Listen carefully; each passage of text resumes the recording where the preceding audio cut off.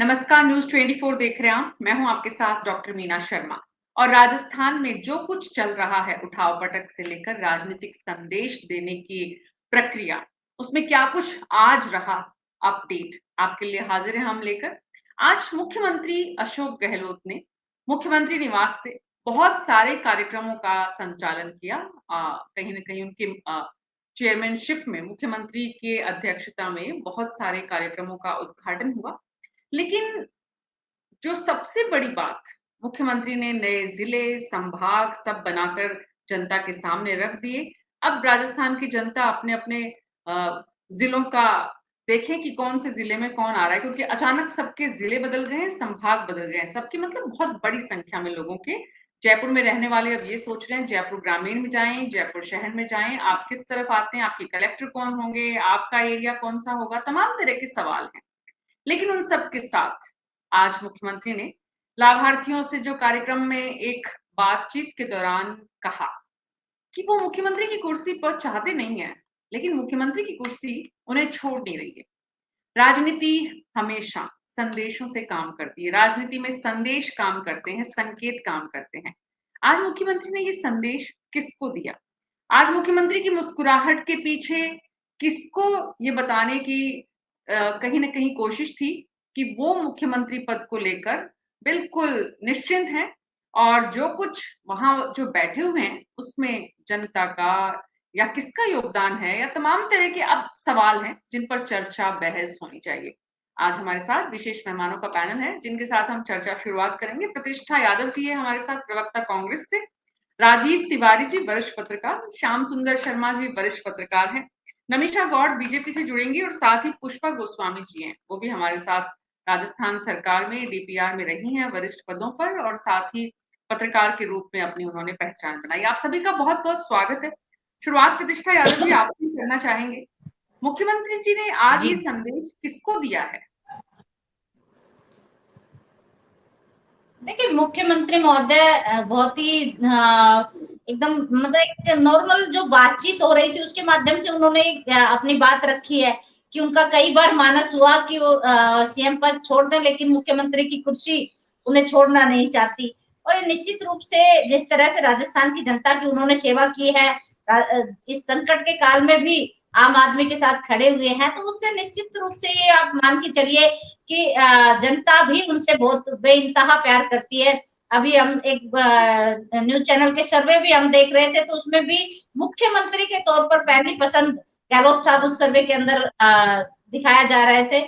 और इसमें कोई शक नहीं कि आज भी आप ग्रामीण भारत में जाइए, तो वहां पर जिस तरह से गहलोत साहब ने अपने हर कार्यकाल में एक लीक से हटकर काम किया, एक मिसाल पेश की राजस्थान के लिए, राजस्थान को अग्रणी श्रेणी में ले जाने का जो भूमिका उन्होंने मुख्यमंत्री रहते अदा की, उससे निश्चित रूप से कुर्सी उनको नहीं छोड़ सकती, क्योंकि राजस्थान को एक ऐसे मुख्यमंत्री की जरूरत है जैसे गहलोत साहब है, एक आम आदमी के तरह सोचने वाले, आम आदमी के साथ मिलकर काम करने वाले और उनकी समस्या को समझकर उसका समाधान करने वाले ऐसे चेहरे को राजस्थान की जनता लाइक करती है। और इसीलिए आज राजस्थान के आम नागरिक, केवल ये नहीं कि कोई पार्टी के प्रवक्ता बोल रहे हैं, आप आम आदमी के पास, आप तो मीडिया में है, आप जाकर देखिए कि लोग उनको जननायक की उनकी जो छवि बन के निकली है वो इसीलिए निकली है कि चाहे उनके पहले सीएम काल का जो उस टाइम अकाल पड़ा था उसके मैनेजमेंट को देख लीजिए और उससे लेकर कोरोना मैनेजमेंट तक का जो उनका सफर रहा है वो वाकई में एक शानदार सफर रहा है। और ये हर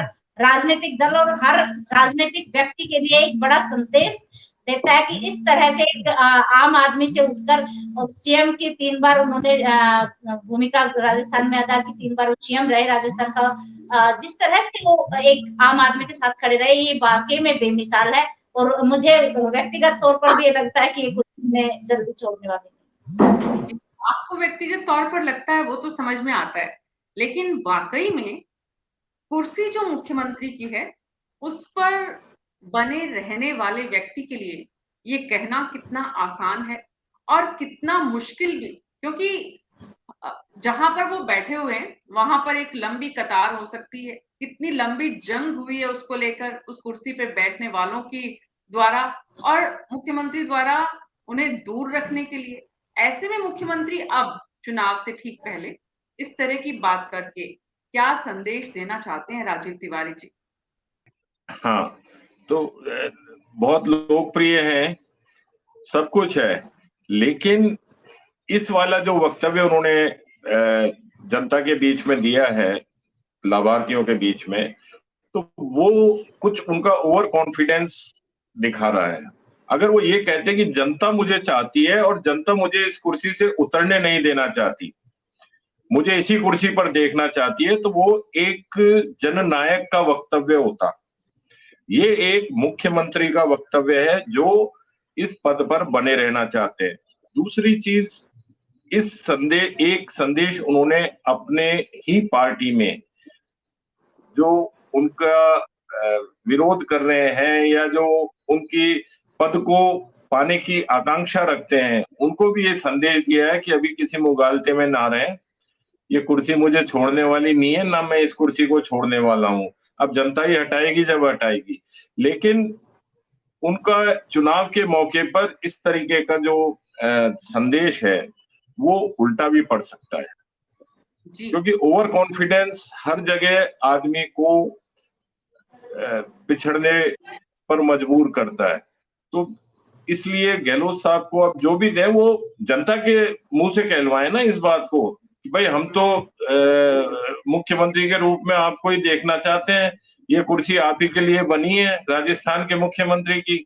तो तब लगता कि हाँ, एक जननायक जनता से बात कर रहा है और जनता की आवाज उनके प्रति बिल्कुल उनके विश्वास पर खरी उतरना चाहती है। तो वो चीज इसमें कमी दिखाई दी और ये आगे के चुनाव में और इनके पार्टी के अंदर जो आंतरिक गतिरोध है उसको भी बढ़ाएगी। जी, और साथ ही आत्मविश्वास की जहां आपने चर्चा की है, श्याम सुंदर अति शर्मा आत्मविश्वास, आत्मविश्वास तो होना चाहिए। अति आत्मविश्वास झलकता है इस वाली वक्तव्य से। अति आत्मविश्वास और आत्ममुग्धता, इन दोनों में क्या फर्क है श्याम सुंदर जी? ऐसा लगता है मुख्यमंत्री आत्ममुग्ध भी नजर आते हैं, जितनी मुस्कुराहट उनके चेहरे पर है, अति आत्मविश्वास के साथ साथ। मीना जी, केवल अब 3 महीने का समय रह गया है। अगर आप मुख्यमंत्री की कुर्सी पर चिपके रहना चाहते तो रहो, कोई दिक्कत नहीं है, लेकिन जिस प्रकार की बातें वो कर रहे थे, वो 3 महीने पहले जब राजेंद्र गुड़ा को इतना महत्वपूर्ण बताते थे और कहते थे इनके बिना तो मैं मुख्यमंत्री बन ही नहीं सकता था, आज वही राजेंद्र गुड़ा को मक्खी की तरह बाहर निकाल के रख दिया इन्होंने, क्योंकि अब चुनौती मिलने वाली नहीं है। देखिए, आज प्रेस कॉन्फ्रेंस से एक बहुत मजेदार की बात हुई। विजय द्रोही ने कहा कि प्रधानमंत्री के दावेदार हो सकते हैं, क्योंकि आपको प्रधानमंत्री के सामने चुनाव लड़ने की बात कही जा रही है कि नरेंद्र मोदी के सामने आप खड़े हो, तो क्या आप कांग्रेस के प्रधानमंत्री के रूप में सामने आ सकते हो क्या? तो पहले तो समझ नहीं पाए, उन्होंने कहा नहीं नहीं नहीं, राहुल गांधी है तो मैं उनको चुनौती देने की स्थिति में नहीं हूं।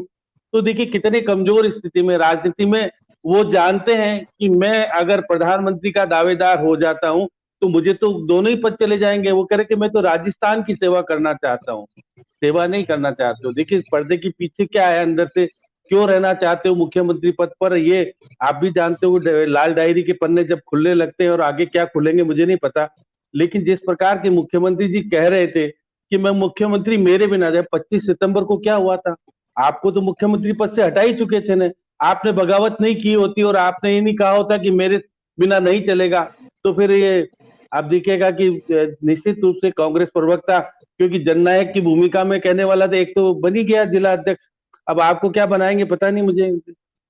लेकिन मुख्यमंत्री जिस तरह का कमजोर इस बार का मुख्यमंत्री मैंने कभी नहीं देखा।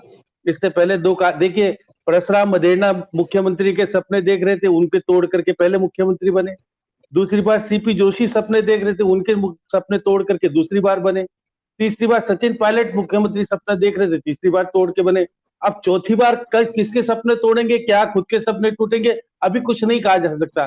प्रधानमंत्री को लेकर के क्यों ऐसे भयभीत हो जाते हैं कि प्रधानमंत्री हैं तो पता नहीं क्या होगा। वो कहते हैं कि मेरे मुकाबले के बहुत सारे लोग जीते, 3 बार जीते, 4 बार जीते। गजेंद्र सिंह शेखावत की बात करते हैं या पूर्व मुख्यमंत्री वसुंधरा राजे की बात करते हैं कि वो चेहरा नहीं दे रहे हैं, लेकिन कांग्रेस भी तो आपको चेहरा के रूप में मुख्यमंत्री नहीं पेश करना चाहती है, तो आपके ऊपर प्रश्न चिन्ह खड़ा हुआ नहीं हुआ। केंद्रीय नेतृत्व तो नहीं चाहता है कि आपके नेतृत्व में चुनाव हो और मुख्यमंत्री चौथी बार बनो, तो आप किस 3 महीने के मुख्यमंत्री हो, 3 महीने तक क्योंकि आपने मंत्रिमंडल का विस्तार होने नहीं दिया, केंद्रीय नेतृत्व की बात मानी नहीं। बहुत सारी चीजें पर्दे के पीछे जो छिपी हुई है वो मुख्यमंत्री पद होता है, क्योंकि मुख्यमंत्री को इस्तीफा दिलाना पार्टी के लिए थोड़ा स्थिति ठीक नहीं थी, क्योंकि निर्दलीय लोग बैठे लेकर के आप और बाकी के लोगों को लेकर के बैठ करके दिखाना चाहते हो कि मेरे बिना मुख्यमंत्री पद नहीं रह पाएगा। इसलिए आप अभी अभी कह सकते हो कि अब 3 महीने अब कौन आपको चुनौती देने वाला है, बने रहिए मुख्यमंत्री। आपको स्क्रीनिंग कमेटी का मेंबर बनाया है। अब आप देखिए कितनी क्या स्थिति, मुख्यमंत्री होने के बाद आपको सर्वे सर्वा नहीं बनाया, भंवर जितेंद्र ही इनसे ताकतवर निकला, जो कि देखिए मध्य प्रदेश में टिकट भी बांटेगा और बहुत सारी चीजें भी करेगा। अजय माकन को देखिए, वो भी चला गया छत्तीसगढ़। आप केवल मुख्यमंत्री केवल स्क्रीनिंग कमेटी के सदस्य है, और सदस्य में कितना कितना आपको ले पाओगे, क्या नहीं ले पाओगे, ये भविष्य तय करेगा। क्योंकि आज तो आपने जिले भी बनाए, अब देखिए जयपुर जिला का कलेक्टर क्या करेगा, जमीनों का धंधा करता है तो नगर निगम दोनों रेवेन्यू ले लेंगे, जेडीए आपका ले लेगा, और आपके पास कलेक्टर बैठा रहेगा और लॉ एंड ऑर्डर कमिश्नर संभालेगा। तो जयपुर जिला कलेक्टर करेगा क्या, और फिर एक ग्रामीण जिला कलेक्टर बना दिया। तो बिना पावर के 2 कलेक्टर बना दिए। प्रशासनिक व्यवस्थाओं में आपको कितना भरोसा है, किस तरह की व्यवस्थाएं करना चाहते हो। आप तो अच्छे मुख्यमंत्री होने 7 संभागीय आयुक्त थे, अब 10 बना दिए, उनको अधिकार कुछ भी नहीं दिया। अब मुख्यमंत्री जी से पूछा जाए, जैसे आप बैठे हो मुख्यमंत्री बनकर के 10 हो जाएंगे, उनको इनको अधिकार क्या है, कुछ भी नहीं है। मैंने चीफ सेक्रेटरी से भी कहा, क्या इनके पास कोई अधिकार है क्या। तो ये देखिए कि दिखावे के लिए आपने बना दिए, और निश्चित रूप से जिले बनाए, बड़े जिले बनाए। उन्होंने कहा कि मध्य प्रदेश में हमसे ज्यादा है, छत्तीसगढ़ में हमसे ज्यादा है, और बाकी जगह हम में भी अभी अभी कम है, इसलिए हमने 6 महीने कार्यकाल और बढ़ा दिया है। तो अब देखिएगा, वो कह रहे हैं कि जो बनाओगे तो मैं आगे भी जिले भी बनाऊंगा, संभाग भी बनाऊंगा। भरोसा बहुत सारी चीज का दिला करके कहते हैं कि मैं ही रहूंगा, ऐसा सपना देखते हैं। लेकिन पार्टी नेतृत्व तो इनको चुनौती दे दी कि आपके नेतृत्व में ना तो आपके शक्ल के आधार पर हम चुनाव लड़ेंगे, सरकार आपकी है इसलिए हम सरकार के कामकाज को तो रखेंगे साथ में, लेकिन मुख्यमंत्री का चेहरा आपका रहेगा, ये भरोसा नहीं दिलाया मुख्यमंत्री जी को। अब खुद भले ही चाहे कुछ भी कहें कि लाभार्थियों को तो कहलाया जाता है, वही कह दिया जाता है, आप ही रहो, क्योंकि उसको तो लाभ मिला है। वो तो आपको कहेगा कि आप मुख्यमंत्री रहो, आगे उसको क्या भरोसा कि ये मुख्यमंत्री रहेगा तो लाभ मिलेगा नहीं मिलेगा। लाभार्थी हो, चाहे जनता हो, चाहे आपके प्रशंसक हो, चाहे आपकी पार्टी के कार्यकर्ता हो, आप तीसरी बार के मुख्यमंत्री हैं, अपना कार्यकाल पूरा करने जा रहे हैं। निश्चित रूप से मुख्यमंत्री की कुर्सी के प्रति और आपकी छवि के प्रति जो सम्मान होता है, तो सामने वाला आपको बोलता है, लेकिन आप क्या बोलते हैं वापस जवाब में, मैटर ये करता है, मुद्दा ये है। और आज मुख्यमंत्री जी ने जिस तरह से बहुत ही सरल भाषा में, बहुत ही मुस्कुराते हुए इस बात को रखा, कि उसे इतनी ही सरलता से लेना चाहिए पुष्पा जी, या फिर उसका राजनीतिक संदेश जिस तरह से यहाँ पर राजीव तिवारी जी ने कहा कि अति आत्मविश्वास उनका झलक रहा था, या वो एक संदेश देना चाहते थे दिल्ली, जयपुर से लेकर दिल्ली तक, कि आपका मेरे बिना काम नहीं चल सकता। जैसा कि श्याम सुंदर शर्मा जी कह रहे हैं, हम देख भी रहे हैं, जो कमिटीज बनी है उनकी चेयरपर्सन जो है, उनके बाद इनकी जगह मेंबर के रूप में है किसकी, जो 3 बार के मुख्यमंत्री हैं, वहां पर लाकर पार्टी ने संकेत भी दिया है, लेकिन उसके बाद भी पार्टी ने इन्हें मुख्यमंत्री बनाए भी रखा है। तमाम बातों के बीच भी वो मुख्यमंत्री की कुर्सी पर हैं। इसका मतलब अगर वो ये कह रहे हैं, तो उसमें कहीं ना कहीं तो एक स्पष्टता, एक सच्चाई तो ये है ही कि वो मुख्यमंत्री हैं, और कांग्रेस पार्टी चाहते हुए भी उन्हें हटा नहीं पाई। तमाम प्रयासों के बाद भी कांग्रेस का आला कमान सफल नहीं हुआ, और हर स्तर पर प्रयास हुए, लेकिन जो कई बार क्या होता है कि मुंह से कोई ऐसी बात निकल जाती है जिससे हम दूसरा अर्थ निकाल सकते हैं, और उसके कई निहितार्थ होते हैं। तो निहितार्थ अभी ये बता रहे हैं कि ये जो इस तरह की बातें उठ रही हैं, ये वास्तव में कुछ अति आत्मविश्वास की नहीं कह रही मैं ये कह रही हूँ कि ये आत्मविश्वास की कमी की बात है, कि कहीं ना कहीं उन्हें लग रहा है कि मैं आगामी जो समय आएगा उसमें मुख्यमंत्री नहीं रहूंगा। अभी तक मुख्यमंत्री रहे, ये उनकी सफलता है, और उनका राजनीतिक अनुभव जो है वो काम आया। वो राजनीति के बहुत मजे हुए खिलाड़ी हैं, तो इस हालात में भी उनको हटाया नहीं जा सका। जबकि हम देखते हैं कि पिछले 4 साल से बहुत ज्यादा उठापटक चल रही है, एक दिन कोई खबर आती है, दूसरे दिन कोई खबर आती है, और अब जो है वो समय आ गया कि चुनाव का समय आ गया, तो सभी घोषणावीर हो रहे हैं इसमें आप चाहे किसी भी राज्य का मुख्यमंत्री ले लीजिए। और सबसे बड़ी बात सवाल ये है कि जो चेहरे का प्रश्न है, तो चेहरा तो अभी ना बीजेपी का सामने आया है ना कांग्रेस का सामने आया है। तो चेहरा जाहिर करने के लिए हो सकता है कुछ जो रणनीतियां हैं वो अपनाई जाए, वो चेहरा जाहिर एंड टाइम पे किया जाए या चेहरा जाहिर नहीं भी किया जाए। लेकिन ये जो बात है ये मुझे लगता है आत्मविश्वास की कमी से कहीं ना कहीं आई है कि मतलब आप स्पष्टीकरण दे रहे हो कि मैं पद छोड़ना चाहता हूँ। अगर पद छोड़ना चाहते थे तो पिछले 4 साल का घटनाक्रम उठा के देख लें आप, उसमें कितनी बार इनको पद छोड़ने का मौका आया और कितनी बार इन्होंने लगातार अपनी जो विक्ट्री है, जो जीत है वो कायम रखी। इसका मतलब मुख्यमंत्री पद कौन छोड़ना चाहता है? आज जो बहुत छोटी पार्टियां हैं या जिनके 5-6 सदस्य भी हैं, अगर कोई जोड़ तोड़ करके वो भी अगर मुख्यमंत्री बन जाते हैं तो वो भी राजी है। मुख्यमंत्री बनने के लिए कौन राजी नहीं होगा? तो अगर उनका बहुमत आता है या अगर उन्हें दोबारा मौका मिलता है तो निश्चित रूप से मुख्यमंत्री बनेंगे, इसमें कोई दो राय नहीं है। लेकिन अभी जो हालात नजर आ रहे हैं उसमें थोड़ा सा मुझे लग रहा है कि कहीं ना कहीं कोई संदेह है, इसलिए वो इस तरह की बात कर रहे हैं। अदरवाइज मुझे नहीं लगता है कि इसमें कोई पद छोड़ने की इच्छा है या नहीं है। इच्छा नहीं होती है किसी की भी, चाहे छोटा दल हो, चाहे छोटा नेता हो, चाहे तुम इतना जो मुस्कुरा रहे हो, कोई गम है जो छुपा रहे हो।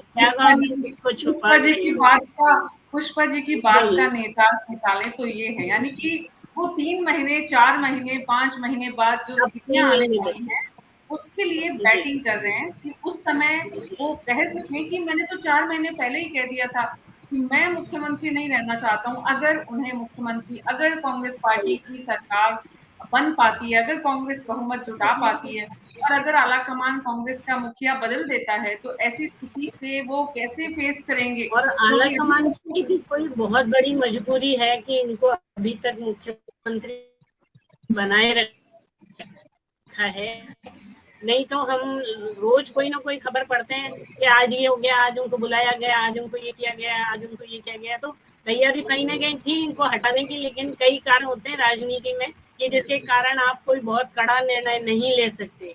तो उस प्रक्रिया के तहत ही शायद ये बने हुए थे और अब इनको लग रहा होगा कि मेरा समय खत्म हो रहा है, तो इसलिए ये अति आत्मविश्वास में तो नहीं, आत्मविश्वास की कमी से मैं सोचती हूँ कि ये लाइनें उन्होंने कही है। जी जी। तो जो आपकी बात से और जो हम देख भी रहे हैं पिछले 4.5 साल में कि राजस्थान में मुख्यमंत्री की कुर्सी पर बदलाव को लेकर तमाम तरह की बातें हुई, तमाम तरह के प्रयास लगाए गए, दिल्ली में एक के बाद एक बैठकें हुई, लेकिन कुछ हो नहीं पाया। तो मजबूरी आला कमान की है या फिर वाकई में अशोक गहलोत की ये काबिलियत है कि वो तमाम कोशिशों को विफल करके अपनी कुर्सी पर बने रहे? और जब कोई व्यक्ति तीसरी बार अपना मुख्यमंत्री काल खत्म करने जा रहा है तो खत्म करने से पहले वो अगर ये कहता है कि मुझे मुख्यमंत्री की कुर्सी से कोई इतना लालच नहीं है, तो वो एक जेस्चर ये भी देने की कोशिश करता है कि वो कितना बड़ा दिल रखता है या वो कितने महान है या वो उनके लिए राजनीति में इस पद की कोई बहुत बड़ी अहमियत नहीं है।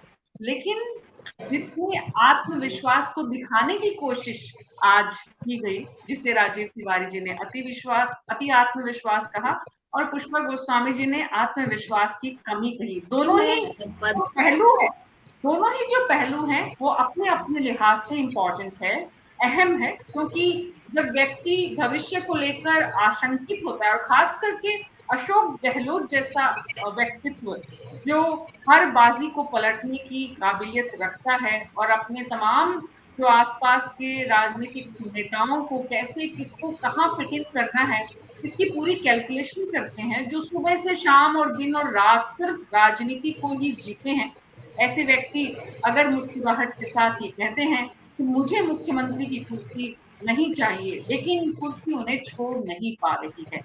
प्रतिष्ठा यादव जी ये भी कहा उन्होंने कि वसुंधरा राजे के साथ जो है वो उनकी काबिलियत का उन्हें उतना हिस्सा मिल नहीं पा रहा है, बीजेपी ने उन्हें उनकी काबिलियत का हिस्सा नहीं दिया।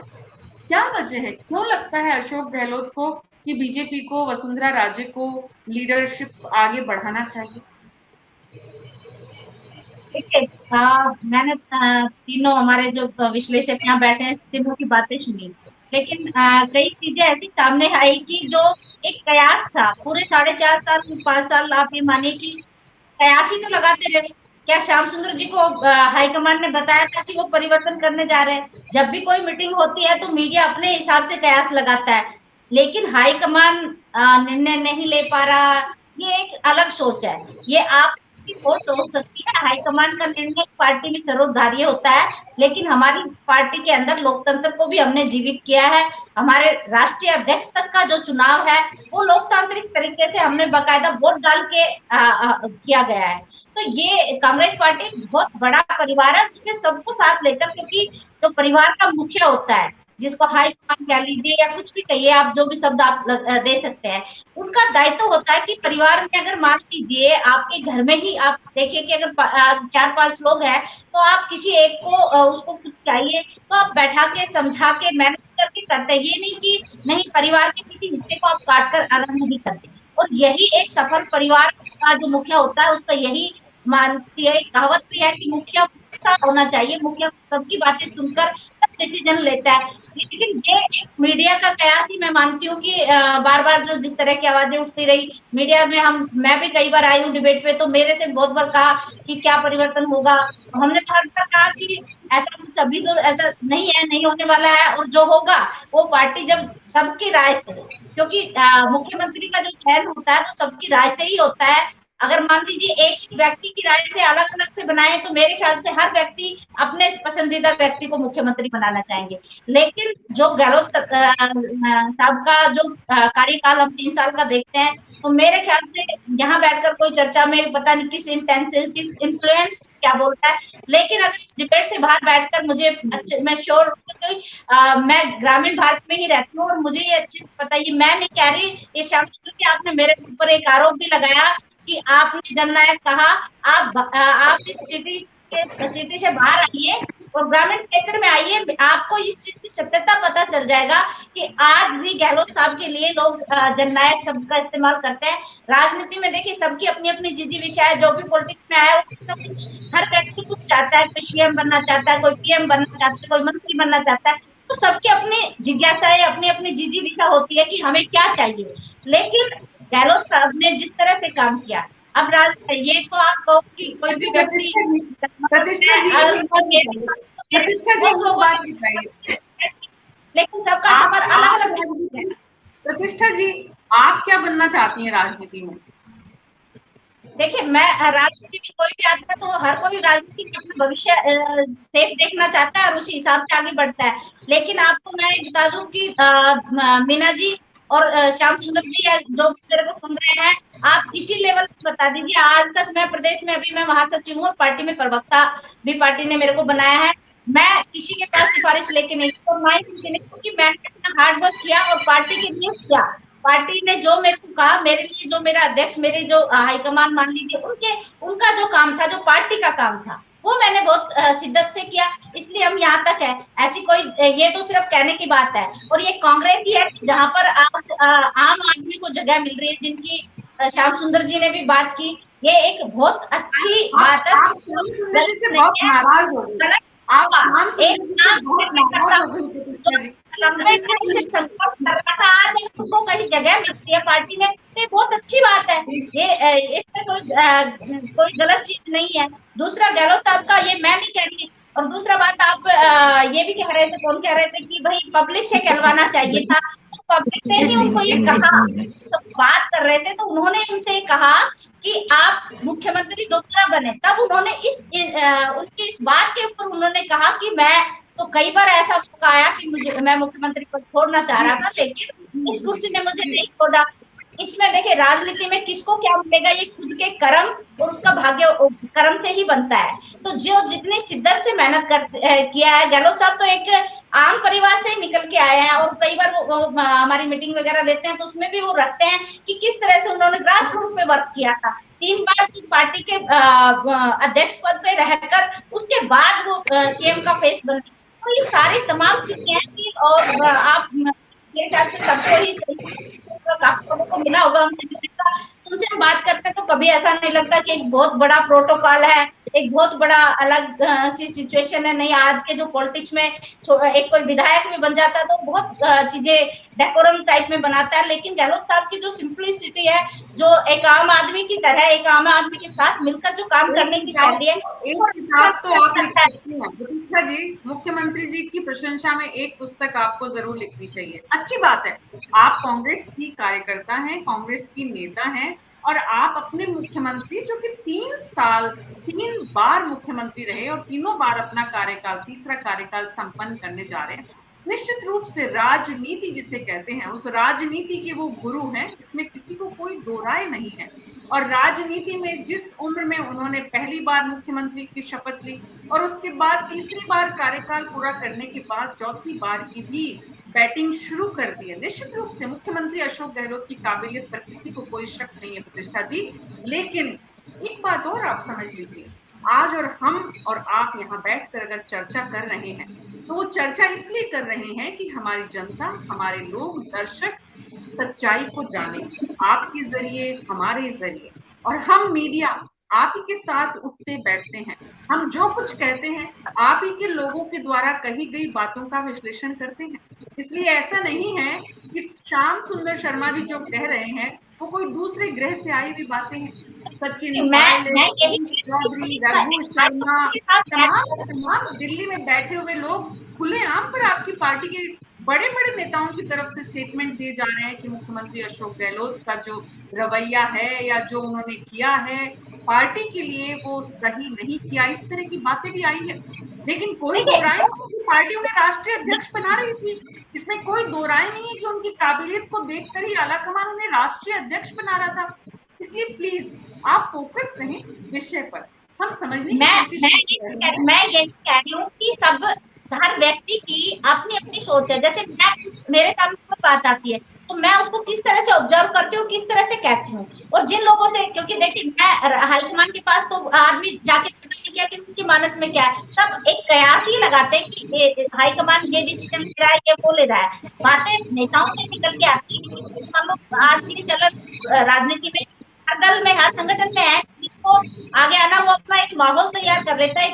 आलाकमान के पास बैठने वाले पत्रकार भी हैं, आलाकमान के पास बैठने वाले पत्रकार भी हैं प्रतिष्ठा यादव जी, आलाकमान से पूछ कर क्या चल रहा है ये समझने वाले पत्रकार भी हैं, और आलाकमान जो मैसेज देता है उसका विश्लेषण करने वाले पत्रकार भी हैं। जब यात्रा से पहले अशोक गहलोत और राहुल गांधी की बैठक होती है और उसके बाद आलाकमान ये कहते हैं कि उदयपुर की बैठक का जो फैसला है उस पर अमल किया जाएगा, तो मैसेज साफ है, संकेत स्पष्ट है। एयरपोर्ट पर वीआईपी लॉन्च में बैठकर जयपुर आने की फ्लाइट पकड़ने के बाद वापस दिल्ली चले जाते हैं, तो वो बातें स्पष्ट होती हैं, कैरी करती हैं, समझी जाती हैं, और इसीलिए हम विश्लेषण करते हैं। अशोक गहलोत की काबिलियत पर किसी को इस पैनल में बैठे हुए शख्स को कोई शक नहीं है। वो तीसरी बार इस प्रदेश के मुख्यमंत्री बने हैं जो अपना कार्यकाल पूरा करने जा रहे हैं। अल्पमत की सरकार को उन्होंने बहुत बेहतर ढंग से चलाया है, जन कल्याणकारी योजनाएं उन्होंने एक से बढ़िया एक राजस्थान को दी है, और अपने जो उनके लॉयलिस्ट हैं उनको वो पूरा उसका जो उनको दिया जाता है उनकी तरफ से उसका उन्हें वापस ही देते हैं। इसलिए अशोक गहलोत की कहीं कोई विश्वसनीयता पर सवाल नहीं उठ रहा है। सवाल तो ये है कि वो जो बोलते हैं उसके मायने क्या है, और हम समझने की कोशिश यही कर रहे हैं। उनके कार्यक्रम में जो लोग बोलने वाले थे वो क्या बोलेंगे ये पहले से तय था, ये मालूम था, ये जो लोग चुने गए बोलने के लिए उन्हें बताया गया था कि उन्हें क्या बोलना है। वापस मुख्यमंत्री ने जो संदेश दिया वो भी स्पष्ट है। राजीव तिवारी जी, ये संदेश आलाकमान तक पहुंचाने की भी कोशिश सिर्फ जयपुर, राजस्थान, अपने विरोधियों को चुप करने की ही नहीं, बल्कि ये संकेत ये इस बात का भी कि अगर आपको वापस सरकार लानी है तो मेरे बिना काम चलेगा नहीं। देखिए, ये जो संकेत आलाकमान को दिए जा रहे हैं वो खाली कांग्रेस से या गहलोत जी से ही नहीं है, सभी पार्टियां, बीजेपी में भी वसुंधरा जी अलग तरीके से ट्वीट करके संदेश पहुंचा रही हैं, गहलोत साहब ने जनता के बीच में आके वो संदेश अपने उद्गार करके वो संदेश वहां तक भेजा है कि देखिए ये कुर्सी जो है वो मेरे लिए बनी हुई है कांग्रेस में। अगर वापस से सरकार रिपीट करनी है और उसके लिए जो मैंने प्रयत्न किए हैं और उसके कोई फल आपको लेने हैं तो आपको मुझे चेहरा बनाना पड़ेगा। और वैसे भी सरकार के मुखिया होने के नाते चुनाव में कांग्रेस की तरफ से फेस वो ही रहेंगे, क्योंकि जो मुख्यमंत्री सिटिंग मुख्यमंत्री होता है वो उसको ही फेस बनाया जाता है, परंपरा यही कहती है। कुछ अपवाद भी हैं इसके, लेकिन कांग्रेस जो है वो गहलोत साहब के नेतृत्व में ही चुनाव लड़ने वाली है। और ये बात मल्लिकार्जुन खड़गे साहब भी कह चुके हैं, राहुल गांधी साहब भी कह चुके हैं कि गहलोत साहब जो मुख्यमंत्री हैं उनके नेतृत्व में ही चुनाव लड़े जाएंगे, लेकिन मुख्यमंत्री का फेस हम घोषित नहीं करेंगे। वो परंपरा ही चली आ रही है कि भाई विधायक दल होगा, उसकी बैठक होगी, जब भी अगर बहुमत आता है विधायक दल की बैठक होगी, उसमें जो विधायक चुनेंगे उसको हम मुख्यमंत्री बना देंगे, नेता बना देंगे। लेकिन एक आज की तारीख में जो स्थिति है उसमें जो चुनाव लड़े जाएंगे वो जैसे अब वहां मोदी जी का आ गया के साथ मोदी जी के चेहरे पर चुनाव, मोदी जी वर्सेस गहलोत, यानी बीजेपी भी मान रही है कि गहलोत साहब से हमारा मुकाबला है। तो ये जो सारे संदेश हैं ये एक्चुअली गहलोत साहब को देने की जरूरत नहीं थी आज की तारीख में कि मैं मुख्यमंत्री नहीं बनना चाहता था और मेरे तो कुर्सी से चिपका, मतलब कुर्सी जो है वो मुझे छोड़ ही नहीं रही है। तो इस तरीके की चीज कहने की उनको की जरूरत ही नहीं थी। वो मुख्यमंत्री हैं, आगे 3 महीने भी रहेंगे और आगे अगर उनके नेतृत्व में चुनाव जीता जाता है, कुछ होता है, तो उसके बाद विधायक दल तय करेगा कि उनको बना, और पार्टी हार गई तो कोई बात ही नहीं है। तो ये जो सारी चीजें राजनीतिक जो ये नेता लोग हैं वो अपने अपने तरीके से संदेश वहां भेजते हैं। और ये और आज उन्होंने वसुंधरा जी की भी जो तारीफ करी उसके पीछे भी वजह यही थी कि भाई आप इनको फेस बनाओ तो कांग्रेस मुझे फेस बनाएगी। तो जो मैंने कहा ना कि ये राजनीतिक जो नूरा कुश्ती होती है वो अभी चल रही है यहाँ पे, और इसका परिणाम जो है वो 3 महीने, बहुत कम समय बचा है इसमें, 3 महीने बाद जो भी होगा, कौन मुख्यमंत्री बनेगा नहीं बनेगा, क्या होगा, कुर्सी किसकी है नहीं है, वो सब चीजें सामने आ जाएंगी। लेकिन आज जो भी गहलोत साहब ने इतनी कल्याणकारी योजनाएं करी तो उनको कहीं ना कहीं मन में आशंका थी कि अगर मैं इतनी सारी घोषणाएं नहीं करूंगा तो कांग्रेस का रिपीट होना मुश्किल होगा। इसीलिए उन्होंने अंतिम 4-5 महीने के अंदर इस सारे लोक कल्याणकारी योजनाओं की घोषणा की। अब वो कब पूरी होंगी, क्या होगा, कैसे होगा, जिलों का जो नोटिफिकेशन निकला है वो आज निकला है, तब ये जिले चुनाव तक बन पाएंगे, क्या होगा, वहां पे आधारभूत सुविधाएं हो पाएंगी नहीं हो पाएंगी, प्रशासनिक अमला वहां तैनात हो पाएगा नहीं हो पाएगा, आप नामों की घोषणा कर देंगे लेकिन उन्हें क्या अधिकार मिलेंगे, वो क्या करेंगे, कितनी फाइलें कहाँ क्या ट्रांसफर होंगी, लोगों के काम कैसे होंगे, उनके लिए वहां पे भवन भी है कि नहीं है, कलेक्टर नए बनाए हैं तो कहाँ बैठेंगे, वहां पे नई जो बड़े जिले हैं उनमें निगम बनेगा, नगर पालिका बनेगी, उनकी बॉडीज कहाँ बैठेंगी, कहाँ उनके सब अधिकारी बैठेंगे, क्या होगा। तो ये पूरा जो तरीका है ये है जनता को कंफ्यूज करने की कि मेरे लिए काम तो बहुत अच्छा हुआ है लेकिन उसका काम कुछ होगा नहीं इन 3 महीने।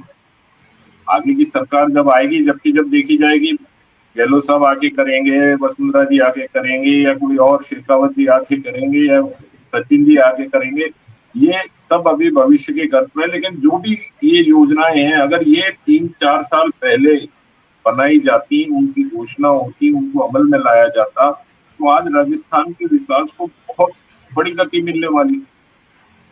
और हो सकता है जनता फिर इनको छोड़ती नहीं, मुख्यमंत्री की कुर्सी लिए लिए इनके पीछे घूमते कि नहीं आप ही बैठोगे इस पे।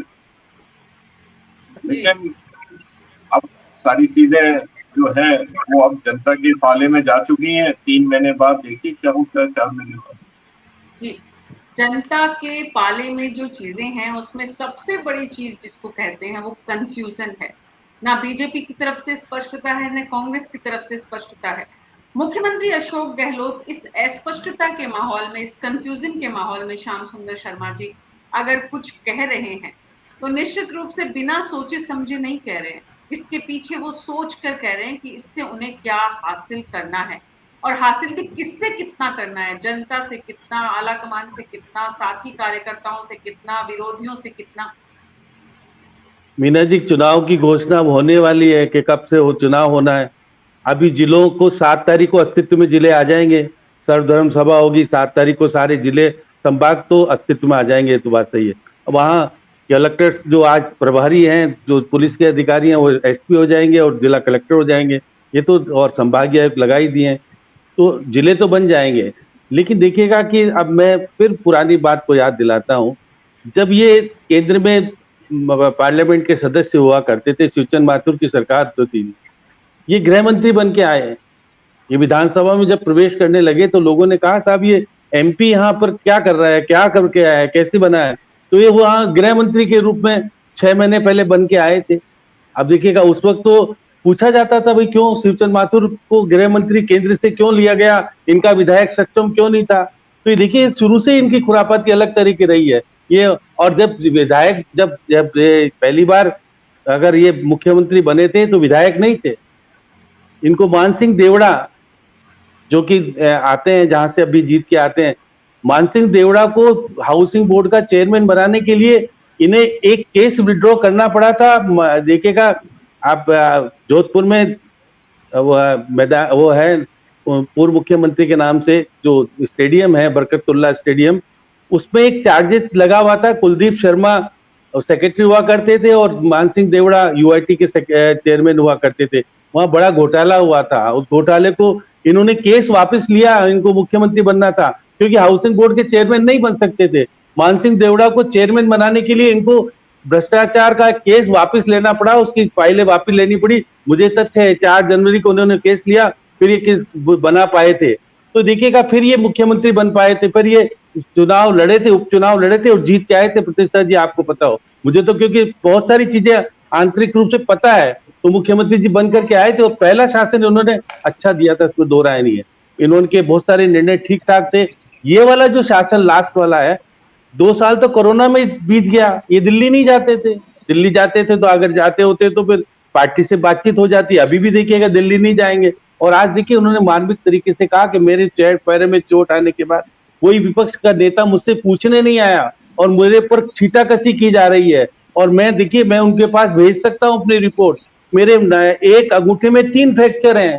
अब देखिएगा, है विडम्बना है, हो सकता है हुए हो, कोई बात नहीं, लेकिन इस बैठ करके आपने 25 दिन में जो कुछ किया, आपने देखिए कितने बड़े तबादले हुए, किस तरह की स्थितियां बनी और क्या राजनीतिक परिप्रेक्ष्य में फैसले बहुत सारे बैठ करके, क्योंकि मुख्यमंत्री जी जब एक जगह बैठते हैं तो बहुत सारे फैसले। और चीफ सेक्रेटरी अगर मनमाफिक आपने 6 महीने कार्यकाल बढ़ा लिया तो फिर आपके पास सारे अधिकारी कंट्रोल में रहते हैं, क्योंकि चीफ सेक्रेटरी एसीआर लिखता है सबकी। तो ये बहुत सारी चीजें जो करके मुख्यमंत्री जी अपने आप को देखिए। और 28 सेवानिवृत्त तो देखिए, कह रही थी मैं जनरल सेक्रेटरी हो गई हूँ, किसी कांग्रेस के कार्यकर्ताओं को पद नहीं दिए, 28 सेवानिवृत्त अधिकारियों को पद दिए।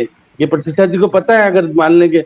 और जो कार्यकर्ता चुनाव नहीं जीत सकते, किसी को बीज निगम का अध्यक्ष बनाया, किसी को किसका अध्यक्ष बनाया, और धर्मेंद्र राठौड़ जिसकी बांसुरी लाल किताब और लाल डायरी जिसकी आती है, पहले बीज निगम का अध्यक्ष बनाया, अब उसके बाद आरटीडीसी का चेयरमैन बनाया और एमएलए के सबसे देख वो क्यों बनाया, एक कर्मचारी छोटा सा, उस कर्मचारी को ऐसा क्या उन्होंने दे दिया।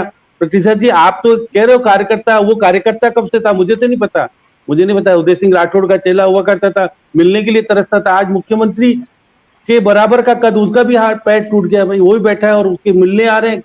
अब देखिएगा, जहां पर प्रभारी रहते हैं, रेवेन्यू मिनिस्टर के मकान में रहते हैं, फ्लैट में प्रभारी वहां रहते हैं, मिलने गए वहां पर। अब प्रभारी मिलने जाए, कैबिनेट मंत्री मिलने जाए, आईएएस अधिकारी मिलने जाए, किससे मिलने जा रहे हैं? एक कर्मचारी नेता था जो आज आरटीडीसी का चेयरमैन है।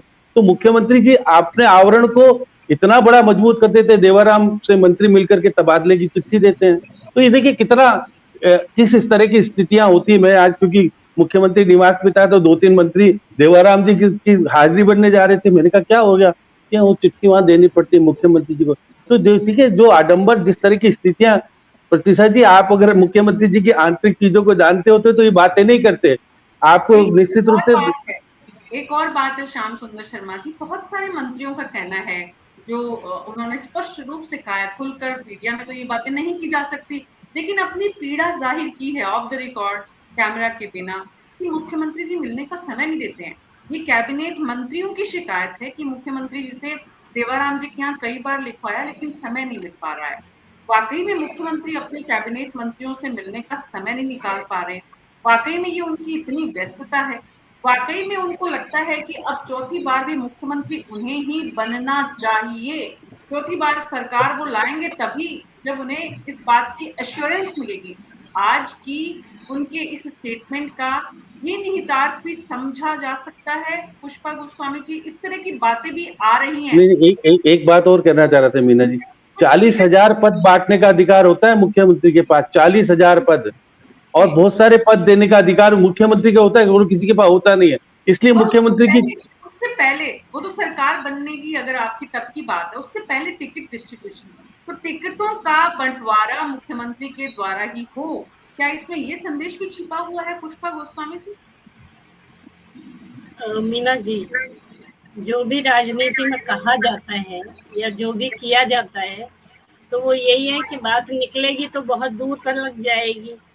तो ये दूर तलक जाने वाली बातें हैं, जनता बहुत भोली है, वो समझती नहीं है, ऐसा मान के चलते हैं नेता, लेकिन ऐसा नहीं है। जब चुनाव होंगे तो जनता अपने आप बताएगी उनको कि उनकी ये जो लास्ट टाइम की घोषणाएं हैं या जो बंदरबाट हो रही है पदों की, वो क्या असर डालेगी।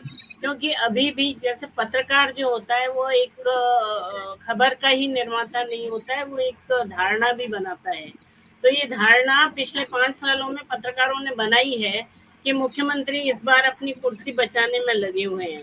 उसके अलावा जो काम है वो बहुत कम हो रहे हैं, और अब आखिरी वक्त में जब सारे काम हो रहे हैं तो इसका मतलब ये है कि ये सब चुनाव के लिए हो रहे हैं, और ये हर दल करता है, बीजेपी हो चाहे भाजपा, ये कांग्रेस हो, ये इसमें कोई दो राय नहीं है कि सारे दल यही करते हैं, सारे नेता यही करते हैं। लेकिन जनता जो है वो समझती है कि इन चीज़ों का क्या अर्थ है, और अगर 4 साल में कोई काम नहीं हुआ और पिछले 6 महीने के कार्यकाल में धड़ाधड़ सारी चीज़ें हो रही हैं, तो इसका मतलब कि वो जल्दी में है। जो भी नेता है या जो भी सत्ता पक्ष में है वो बहुत जल्दी में है, और जल्दी में वो ऐसे निर्णय ले रहे हैं कि जिससे वो जनता को ये दिखा सकें कि हम आपकी बहुत परवाह करते हैं। लेकिन जो जनता पिछले 4 साल से या 5 साल से त्रस्त हो रही है वो ये चीज़ भूलेगी नहीं। वो एंड टाइम पे जब चुनाव होगा तो इसके परिणाम हमारे सामने होंगे। और जहाँ जी तक नेताओं की बात है, इधर तो सचिन पायलट कह रहे हैं कि मैंने 5 साल मेहनत करी, उससे कांग्रेस राज्य में जीत कर आई। उधर गहलोत कह रहे हैं कि मेरे बिना काम नहीं चलता। और भी 2-4 नेता हैं जो इस तरह की बातें करते रहते हैं, क्योंकि हर आदमी मुख्यमंत्री बनना चाहता है। लेकिन सवाल ये है कि गहलोत के पिछले कार्यकालों का और इस कार्यकाल का अगर हम आकलन करें तो ये वाला कार्यकाल जो है वो उतनी कुशलता का कार्यकाल नहीं कहा जा सकता जैसा कि पिछले उनके कार्यकाल रहे हैं। जी, उसमें उसमें मुख्यमंत्री की ये दलील हो सकती है, और जो सबको समझ में भी आती है कि वो काम नहीं कर पाए क्योंकि सचिन पायलट का दबाव, सरकार बचाने का प्रेशर, उसके बीच में कोरोना का काल मुश्किल, जिसमें सारा फोकस कोरोना से निपटने में लगा। लेकिन इन सब बातों के बाद भी अगर किसी सरकार के पास काम करने के लिए 5 साल का समय है, तो उसमें लास्ट के आखिरी के 8 महीने भी 5 महीने काफी क्यों अहम करें? होते हैं, या आखिरी के 5 महीने भी काफी अहम होते हैं। 5 साल में 5 महीनों की भी अपनी अहमियत होती है। अगर मुख्यमंत्री ने जाते-जाते भी इस प्रदेश की जनता को गैस सिलेंडर की बात हो, चाहे मेडिकल फैसिलिटीज की बात हो, चाहे और तमाम जो फैक्टर्स हैं, जो मुख्यमंत्री ने राहत देने की कोशिश की है, चाहे बिजली, पानी और तमाम जो प्रयास किसानों को लेकर, अगर जनता उन पर गौर करती है, अगर जनता ये ध्यान रखती है कि मुख्यमंत्री ने जाते समय हमें इतना कुछ दिया, जिन लोगों ने चिरंजीवी का फायदा लिया है, जिन लोगों ने अपने घर में इलाज फ्री में कराया है, जो लोग उनके डेथ बेड की तरफ जा रहे थे अचानक, जो भी, चाहे वो हार्ट अटैक के इश्यूज हो, चाहे वो तमाम तरह की बातें हों, जिन लोगों ने तमाम दूसरी योजनाओं का फायदा उठाया है, जिनके अकाउंट में पैसा आया है, वो लोग जब चुनाव में वोट देने जाएंगे तो मुख्यमंत्री अशोक गहलोत और उनकी पार्टी को वोट नहीं दें, इसका क्या कारण होगा? अटल खंडेलवाल जी, बीजेपी के प्रवक्ता। देखिए मैम, आप इस बात को समझने की कोशिश कीजिए कि आप जो कह रहे हैं कि लास्ट का मूवमेंट है, 5 महीने वो इम्पोर्टेंट है, लेकिन मैं ये कह रहा हूं कि ये देखा जाता है जनता द्वारा कि शुरू के 4.5 साल क्या किया। अगर आप देखोगे शुरू में 4.5 साल तक इन्होंने, पायलट साहब को 4 डिपार्टमेंट मिले हुए थे क्यों, और उप मुख्यमंत्री जैसी पोजीशन थी उनकी, लेकिन उनको इतना ट्रस्ट कर दिया कि वो एक व्यक्ति अपने, उनके सेक्रेटरी जो थे वो तक काम नहीं करते थे गहलोत साहब के बिना, उन्हीं के डिपार्टमेंट के। क्यों ऐसा हुआ कि उनको मानेसर जाना पड़ा? बहुत सारी घटनाएं ऐसी हुई है। ये मैं शुरू से कहता हूं कि शायद ये या तो उम्र का इशू हो गया होगा या कुछ ना कुछ तो ऐसा घटित हुआ है कि वो सेंट्रलाइज हो गए। गहलोत साहब पूरे 4.5 साल सेंट्रलाइज रहे, उन्होंने एक भी चीज किसी को डिसेंट्रलाइज होने ही नहीं दिया। जब व्यक्ति सेंट्रलाइज सेल्फ सेंटर्ड हो जाता है तो वो सारे अधिकार, हर चीज अपने थ्रू करने की कोशिश करता है, बड़ा बहुत व्यक्तिगत हो जाता है। ये रहा इनका 4.5 साल, और इसी को जनता देख रही है। जितने पद देने हैं वो ये देंगे, जहां जिसका ट्रांसफर करना है ये करेंगे। किसी कैबिनेट मंत्री की नहीं सुनी। आप देखिए बहुत सारे कैबिनेट मंत्री और बाकी वो बहुत सारे कैबिनेट मंत्री इनका प्रतिकार कर रहे थे, अलग अलग शब्दों में करते थे, बट करते ही रहे 4.5 साल तक। आप देखिएगा कि मुख्यमंत्री अशोक गहलोत और पायलट क्या क्या नहीं करते रहे। इन्होंने आला कमान तक की नहीं सुनी लास्ट मोमेंट पे। सब ये गलत बात है कि आला कमान आए, उन्होंने अपना फैसला दिया, इन्होंने नहीं माना। इन्होंने अपने जो कैबिनेट मंत्री थे अपने स्तर पे, जिसको ये जादूगरी कहते हैं या पता नहीं, मैं तो इसको अनैतिकता कहता हूं, उस तरीके की कार्रवाई करके उन्हें भी लौटा दिया। आज इनका आला कमान भी नहीं चाहता कि ये रहे। अब ये जनता को मूर्ख बना रहे भावनात्मक रूप से, इसको कहते हैं इमोशनल मार्केटिंग। अब लास्ट मोमेंट पे इमोशनल मार्केटिंग को ले आए हैं। तो इनके जो कर्तव्य है वो जनता देख रही है ना, स्टेप बाय स्टेप अगर आप चलते जाओगे तो देखने बिल्कुल स्पष्ट हो जाएगा। ये इनका एक ही लालच है, कैसे भी मैं मुख्यमंत्री बनूं, किसी भी तरीके से एन केन प्रकारेण मैं मुख्यमंत्री रहूं, उसके लिए चाहे मुझे अगेंस्ट काम करना रहे या सपोर्ट में। ये जो दिख रहा है जनता के लिए बहुत सारे राहत पैकेज ये वो, लेकिन वो कितने दिन, उसका कोई रेवेन्यू मॉडल भी नहीं है। आप बताइए, अच्छी बात है कि इन्होंने जिलों को घोषणा की, मैं तो कहता हूं और जिले घोषित कर देते, बट उसके लिए रेवेन्यू जो चाहिए था, रिक्वायर्ड बजट था, वो तो रखते। 2000 करोड़ रुपए में 19 जिले कैसे सरवाइव करेंगे? कोई मेरे को, आप इतने सारे एनालिस्ट हैं वो भी बता दीजिए कि 2000 रुपए में कोई जिला इतने सारे जिले बन सकते हैं क्या? उसमें इतना इंफ्रास्ट्रक्चर खड़ा हो सकता है, इतने अपॉइंटमेंट्स हो सकते हैं, जबकि यहाँ आईएएस और आरएएस और उसके नीचे क्या पता कितना ही कैडर है जो कि है ही नहीं, हमारे पास है ही नहीं वो चीज। तो ये केवल घोषणाओं का पिटारा चालू कर रखा है इन्होंने, और असली चीज तो क्या है? 4.5 साल का वो बता ही दिया ना। इन्होंने अपने जो 2-4 गुरखे ले रखे थे जो बाद में अगेंस्ट हो गए, उन्होंने बोल ही दिया कि लाल डायरी में सारा हिसाब रखा हुआ है, और वो लाल डायरी ही तो अभी खुली है इनकी। इसी कारण से लोग ट्रस्ट है इनसे। बट अब जो भी व्यवस्था है उसके अकॉर्डिंगली जनता उसको वोट देगी। जनता को लाल डायरी कितनी समझ में आती है, जनता के लिए लाल डायरी कितना रेलेवेंस रखती है, ये इम्पोर्टेंट नहीं है। जनता को इस बात से भी समझ में नहीं आता है, सरोकार नहीं है कि वो अपने काम का केंद्रीकरण करते हैं कि विकेंद्रीकरण करते हैं। लेकिन हाँ, जब जनता के काम उनके मंत्री और उनके विधायक नहीं कर पाते हैं तो जनता को समझ में आता है कि इस सरकार में हमारे काम नहीं हुए। प्रतिष्ठा यादव जी, ये सच है, ये सच्चाई है, ये हकीकत है, और इसकी बहुत चर्चा भी है कि इस बार अशोक गहलोत ने अपने मंत्रियों के सारे अधिकार अपने पास रख लिए। कोई भी फैसला है तो या तो मुख्यमंत्री करेंगे या कुलदीप रांका करेंगे, या तमाम देवाराम तक तीसरा नाम आ जाता है। तो ऐसे में विधायकों के प्रति, और मंत्रियों के प्रति जनता की नाराजगी उनके काम नहीं होने की वजह से जो है, उसका कैसे मुख्यमंत्री जी हल निकालेंगे मुख्यमंत्री बनने के लिए वापस? देखिए मीना जी, मैं सभी को सुन रही, आपके क्वेश्चन को भी मैंने सुना, लेकिन एक बात मैं आपको बताना चाहती हूँ कि जैसे कि बार बार एक बात कही जाती है कि 5 महीने का, ऐसा सिर्फ आप पहला बजट उठा के देखिए कि पहले बजट में जो योजनाएं राजस्थान सरकार लेके आई, मुख्यमंत्री महोदय लेके आए, उस टाइम भी लोगों का एक ही क्वेश्चन था कि इसका क्रियान्वयन कैसे होगा। उनका सबका क्रियान्वयन हुआ, किसान को 5 रुपए दूध पे बोनस मिला, तमाम तरह की योजनाएं, किसान के लिए अलग बजट अब नहीं लेके आए, पिछले बजट में लेके आए। हर बजट के अंदर मीडिया भी एक ही बात पूछता था कि आपने इतना तो कर दिया, अब इसके आगे क्या करेगा जादूगर। आपने भी सुना होगा, हमने भी सबने सुना, और ये बहुत सारे क्वेश्चन भी आए जब बजट आने वाला होता है उससे पहले कि इस बार क्या नया होगा। ये हर किसी के लिए सरप्राइज है, हर किसी की थॉट नहीं होती, और जिसकी थॉट जितनी है वो उतना ही बड़ा इंसान बनता है, उतना ही बड़ी सोच से मुख्यमंत्री, मान लो जो भी हमारे देश के अंदर अलग अलग स्टेट में बढ़ते हैं, तो उनकी सबकी कहीं ना कहीं कुछ सोच होती है। और ये एक सच्चाई है कि कहावत है कि हौसलों की उड़ान होती है जीवन में। अगर आप हौसले नहीं, कुछ भी नहीं है मेरे पास, अगर ये मान के आदमी चलने लग जाए तो कुछ नहीं कर सकता।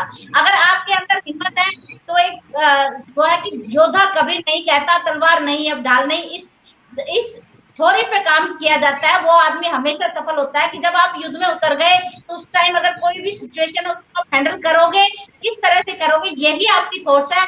जहां कोई भी सब सोचना बंद कर दे, उससे आगे की सोच आदमी रखता है, वो निश्चित रूप से राजनीति हो या किसी भी फील्ड में जिस जगह वो है वो आगे बढ़ता है। और यही सोच राजस्थान के मुख्यमंत्री की सारी जनता ने देखी है। ये तो एक आरोप विपक्ष को लगाता है कि भाई इसी टाइम है। अब देखिए चिरंजीवी योजना इस साल की नहीं है, पिछले बजट में आई। कोविड के बाद में आम आदमी की जो समस्या थी उसको गहलोत साहब ने समझा, और उस नीड की पूर्ति के लिए, क्योंकि यहाँ सब पैसे वाले नहीं है, यहाँ जो ग्रामीण राजस्थान है, ग्रामीण भारत में आप कहीं पर भी जाइए, वहां की सिचुएशन को देखिए कि कोरोना के बाद लोग किस तरह से सफरिंग कर रहे हैं, अपनी नौकरियां खो दी। और आज चिरंजीवी योजना का जिसने फायदा उठाया है, मैं ये सत्य इसलिए कह रही हूँ कि मैं गांव में रहती हूँ, लोगों के बीच में जाती हूँ, और मेरे से लोग खुद ये कहते हैं कि अगर ये योजना नहीं होती तो बहुत सारे लोग ऐसे थे, बहुत सारे किसान ऐसे थे कि क्योंकि कोविड के बाद में जो हार्ट ब्लॉकेज और ये बहुत सारी ऐसी जो डिजीज है वो बढ़ी है। उसके बाद वो हर घर के अंदर मतलब युवा जो हमारे बच्चे थे वो हार्ट अटैक से बहुत सारे डेथ्स भी हुई है, लोगों को स्टंट डर गए। तो ये चीजें जब हम जाते हैं तो लोग ये कहते हैं कि ये वाकई में एक बड़ा चमत्कार सरकार का था कि पहली बार ऐसा हुआ कि हम बीमार थे, लोग हमसे मिलने आए तो हम उनको चाय पिला रहे थे क्योंकि हमें बिल की टेंशन नहीं थी। ये सत्य है, इस सत्य को कोई स्वीकार करे या ना करे, लेकिन जिसको इस चीज का बेनिफिट मिला है वो जानता है इसके लिए कितनी बड़ी राहत सरकार ने दी है। किसान के लिए अलग से बजट लेके आना, ऋण के लिए भी अभी एक नया प्रावधान, एक नया बिल ले आए। तो ये क्या कि हर किसी की सोच नहीं होती, हर बार यही क्वेश्चन आता है कि इस बार क्या करेंगे, आप क्या करेंगे, लेकिन गहलोत साहब की सोच इतनी बड़ी है कि वो हर बार सबको चौंका देते हैं। फिर एक क्वेश्चन आता है कि इसका इम्प्लीमेंट कैसे होगा, बजट कहते हैं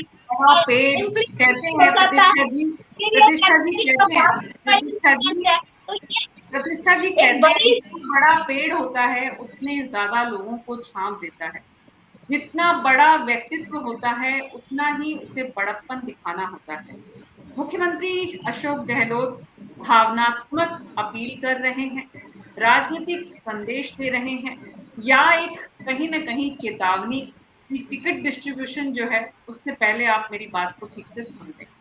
इसका मकसद कुछ भी हो, जनता जो है राजीव तिवारी जी, जनता इस बात को कितना समझ पाती है उनके संकेत को, क्योंकि ये संकेत सिर्फ राजनीतिक है, मास का इससे कोई संबंध है, या मास उसे उस रूप से लेता है जितनी मुस्कुराहट के साथ उन्होंने कहा।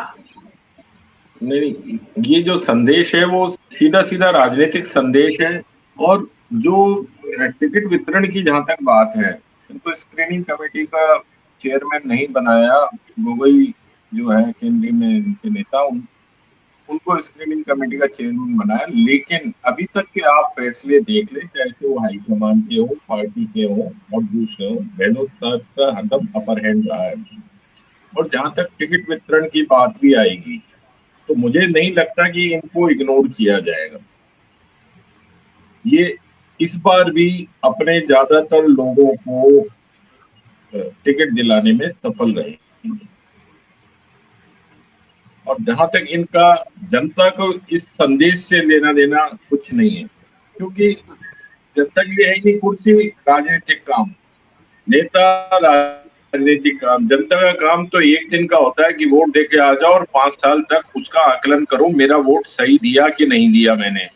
फिर 5 साल बाद वही स्थिति वापस आ जाती है। तो गहलोत साहब जो भी ये जनता इस तरह से भी लेती है राजनीति वाले, क्योंकि हम अगर मीडिया को, राजनीतिक बिरादरी को, राजनीतिक विश्लेषकों को, पार्टी के कार्यकर्ताओं को अगर छोड़ दें, तो बहुत बड़ा जनमानस तो ऐसा है जो इसे बहुत ही सहजता से, साधारण व्यक्तित्व जिनका होता है कि देखो मुख्यमंत्री कह रहे हैं मुझे तो कोई कुर्सी चाहिए नहीं, कुर्सी नहीं उनको बनाए हुए रखा है, तो देखो मुख्यमंत्री कितने मतलब बड़ा बड़ा विशाल वृक्ष है।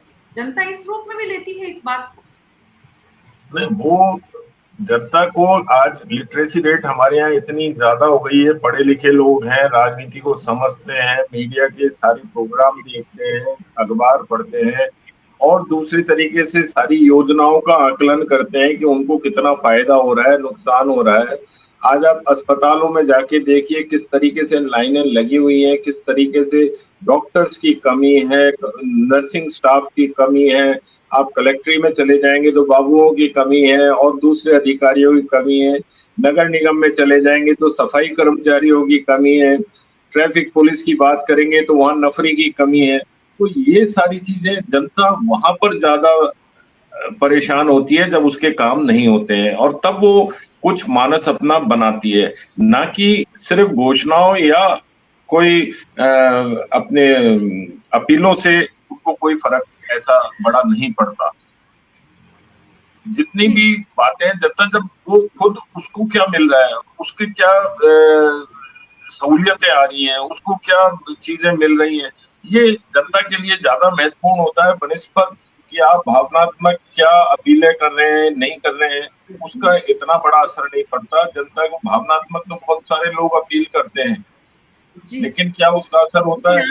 आज लेकिन जनता आज मणिपुर में या हरियाणा में या राजस्थान में इतनी घटनाएं हो रही हैं, इतनी सारी अपीलें हो रही हैं, तो क्या उससे क्या वो घटनाएं रुक रही हैं? तो जनता का मानस हरदम सरकार की कार्रवाई, नेता की काबिलियत, इन पर रहता है कि भाई अगर नेता काबिल है, उसकी सरकार बढ़िया चल रही है, उसके द्वारा घोषित सारी योजनाएं प्रॉपर तरीके से लागू हो रही हैं, उसका पूरी जनता को लाभ मिल रहा है, तो वो जनता मानती है इस चीज को और चुनाव में उसका असर दिखाती है कि नहीं, इस नेता की वजह से हमें बड़ा फायदा हुआ। तो जितनी भी ये अपीलें हैं या घोषणाएं हैं या वादे हैं, इनसे आजकल जनता बहुत ज्यादा प्रभावित नहीं होती है। और यही कारण है कि आप देख लीजिए कि बहुत सारी जगहों पर हमारे जो मीडिया के एग्जैक्ट पोल्स आते हैं वो सब उल्टे नजर आने लगे।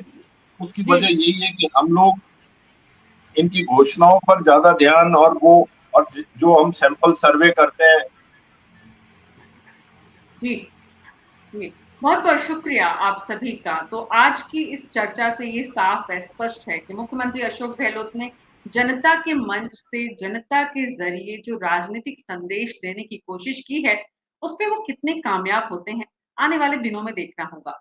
लेकिन राजनीति के वो बादशाह हैं, राजनीति के वो जादूगर हैं, इसमें किसी को कोई दो राय नहीं है। और इसीलिए जब आज वो कहते हैं कि मुख्यमंत्री की कुर्सी ने मुझे बांधे हुए है, मेरा इससे कोई सरोकार नहीं है, तो इससे स्पष्ट होता है, इससे साफ होता है कि जो राजनीतिक संदेश देने की वो कोशिश कर रहे हैं, वो आलाकमान और उनकी बिरादरी के लोग, विरोधी और पक्षधर, इसे बेहतर ढंग से समझ ले। जनता का ज्यादा इससे कोई लेना देना नहीं है। जनता यहाँ पर सिर्फ जरिया बनती है, जैसा कि बाकी दूसरे मुद्दों पर भी नजर आता है। न्यूज़ 24 पर आज मेरे साथ इतना ही। कल शाम 6 बजे फिर मुलाकात होगी। नमस्कार।